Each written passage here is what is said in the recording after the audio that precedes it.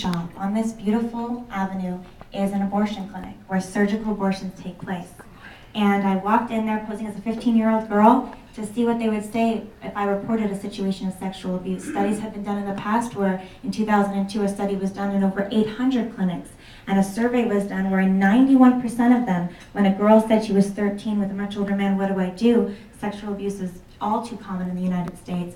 These abortionists said, we don't care, we won't tell anyone, come in for a secret abortion, we won't report it. So at this first clinic, I walk in with an old camcorder stuffed in my bag. We've really professionalized since then with undercover equipment and method acting and research and lawyers, but I walked into the clinic because I wanted to see what they would say. What is happening inside this abortion clinic? Since I was a young girl, the first time when I was 15 years old, I prayed outside of these clinics, tried to talk to women outside of these clinics, offer alternatives to women, but I'd never been inside a clinic before. So I walked in, went into the elevator, and I remember being stunned as soon as I got to the waiting room because there were all these women clustered in the waiting room, looking very sad, looking distracted, looking like they did not want to be there. And on the wall of the clinic, it said the word Esperanza, or hope. And I thought, this must be the most hopeless place in all of Los Angeles. But then I went up to the check-in counter and I said to the lady, I said, you know, I'm here, I need some help. And she must have known what was up because she took me right behind the check-in counter and she said, okay, how old are you? And I said, well, I'm 15. And she said, okay, well, all right. And I said, well, he's much older, what do I do? You know, he's 24. That's statutory rape in California. Teachers, health professionals, you're supposed to report that, get parents involved, help out this girl, ask follow-up questions. Instead, the counselor said, just figure out a birth date that works. Lie on the age, say you're older than you really are. No one will know about your abortion, we can schedule you. That was my first interaction. That same day we went to a second clinic, and at the second clinic the manager sat me down and gave me her advice. And this is a line I've heard all too often in abortion clinics across the country. She said, you know what, when I was 15 I got pregnant.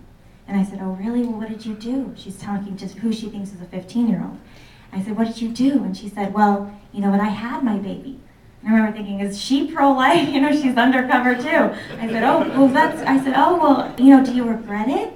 And she said, if I could do it again, I would do it very differently. If I could do it again, I would not continue the pregnancy. And I have 2 kids now, 17 and 16. She would not continue the pregnancy if she could go back in time.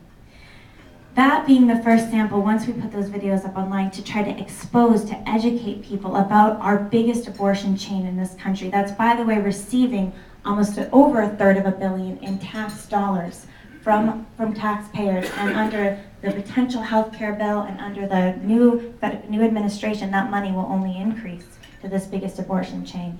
But we put those videos online, and Planned Parenthood did what they would try to do again in the future, try to silence the evidence by suing me personally. I got an email in my email box that, as an 18-year-old, if you do not take down these videos off youtube.com, we'll sue you for $5,000 for each offense.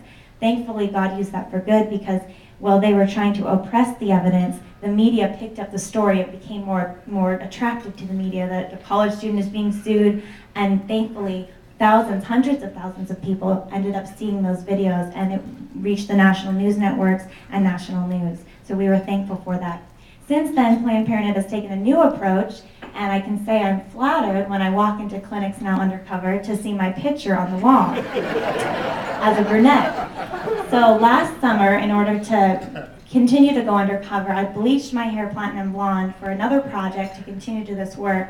And it wasn't a pretty sight, but now we were at a clinic, a couple weeks ago, or a couple months ago, for another project, which I'll talk about in a moment, and they have the brunette photo and the blonde photo up. So no joke, they are catching on, but we're thinking of going red next, but if anyone has any